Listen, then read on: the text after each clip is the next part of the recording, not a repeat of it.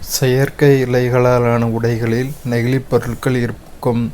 ஒவ்வொரு முறையும் அத்தகைய ஆடைகளை நாம் துவைக்கும் பொழுது சிறிய இலைகளான நுண்ணிலைகள் ஆடைகளிலிருந்து வெளியேறி நிலம், நீரோடைகள், ஆறுகள் மற்றும் கடல்களில் கலக்கின்றன.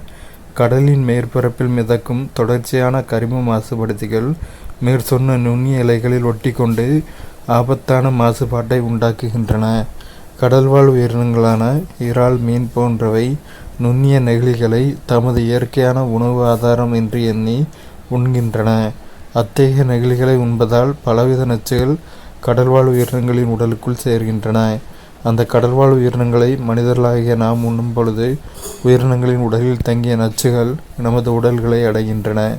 இவ்வாறாக உணவுச் சங்கிலி தொடரில் நாம் உண்ணும் உணவு, பருகும் நீர் மற்றும் சுவாசிக்கும் காற்றிலும் நுண்ணிலைகள் காணப்படுகின்றன.